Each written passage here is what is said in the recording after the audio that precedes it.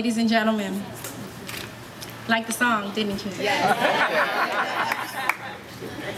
How do I begin to introduce a man that means so much to me?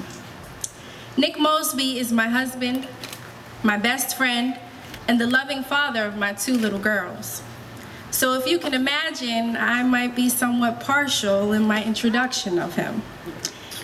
Seriously though, I met Nicholas James Mosby in 1998 at Tuskegee University.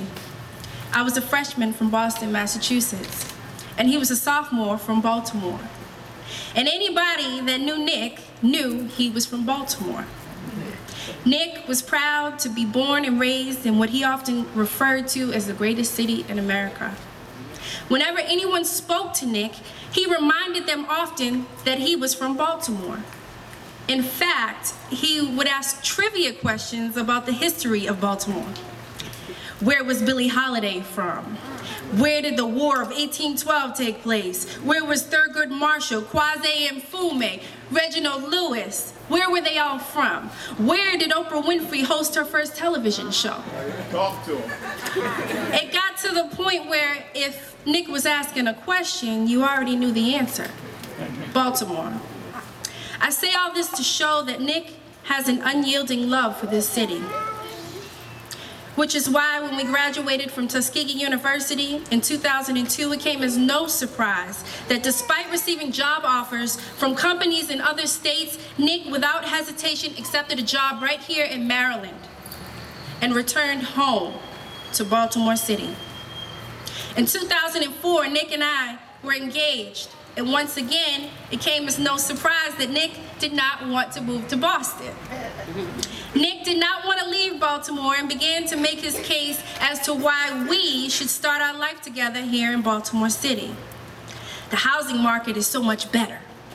The cost of living is so much greater. The potential in this city is far superior than that of Boston. Knowing Nick, I knew I would never win that fight, and after law school, I would most likely be moving to Baltimore. In 2004, when Nick ever brought me to Reservoir Hill, you guys can remember 2004, and said to me, "This is where I want to live." I have to be quite honest. I looked at the vacant houses in the open-air drug market, the trash in the street, and I said, "Oh no, you are tripping." It wasn't until Nick brought me on this very street, Bolton Street, that he convinced me that we should invest our money by purchasing a shell in Reservoir Hill. Nick convinced me that together we could build our dream house. He told me to look around and see the potential in this neighborhood. He told me that if we invest in the potential of this neighborhood, we would be bound to see greatness. And 7 years later, Nick was right. Nick is a visionary. And we need visionaries like Nick dedicated to the city of Baltimore in office to lead us towards greatness. Ladies and gentlemen, without further ado, I present to you Nick Mosby.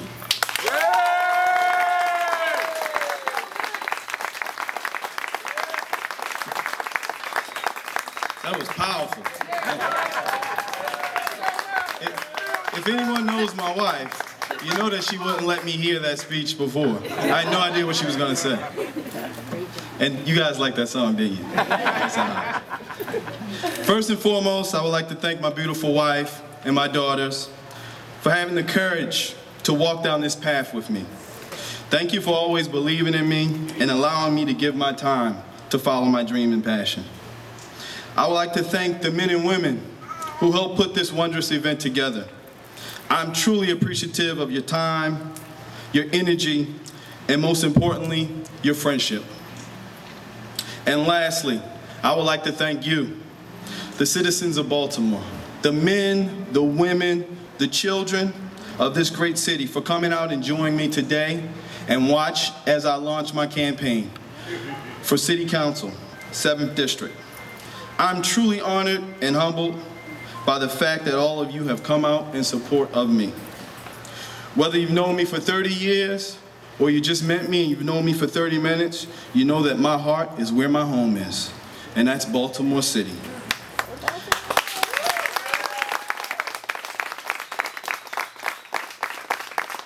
I truly believe that Baltimore City is the greatest city in America. And it's not just because of our rich history, because we rank among any other city without history. The rich history that encapsulates our city because of the magnitude of potential in our city. Baltimore has so much potential, and I have a lasting desire to see Baltimore's potential come to life. That potential lies in every corner of the city.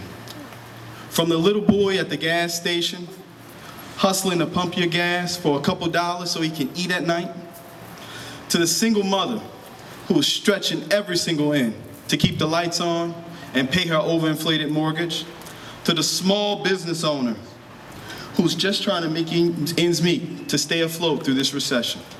The potential is everywhere.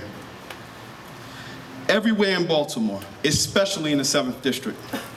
7 years ago, the south side of the 2100 block, where you're standing today, looked nothing like this. 7 years ago, most of the houses in front of you were city-owned lots. They were vacant, they were boarded up, they were dilapidated, they were shells. My home in particular was abandoned for almost 20 years. Despite the area being crime-infested with open-air drug markets and trash issues, much like most of the 7th District, I saw potential. It wasn't a Nick Mosby thing or a Marilyn Mosby thing, it was my neighbors as well. We saw potential. Stan, Kofi, Jerika, the potential that gave the dedicated citizens the guts to invest in this great neighborhood and claim back part of Baltimore's history.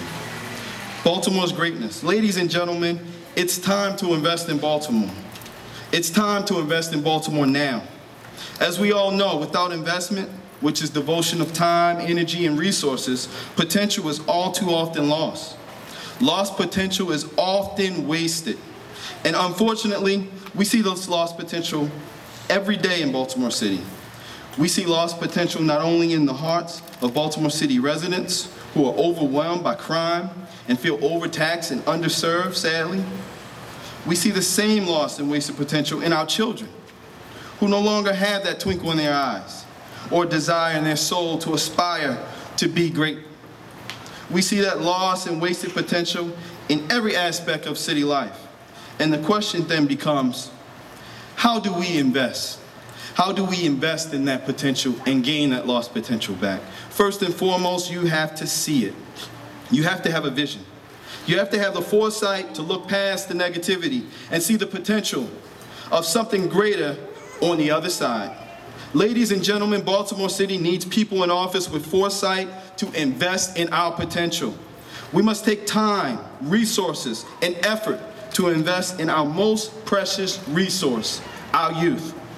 We must decide as a collective that every child should have aspirations beyond their area basketball court. There's 3 in my neighborhood. Beyond that street corner.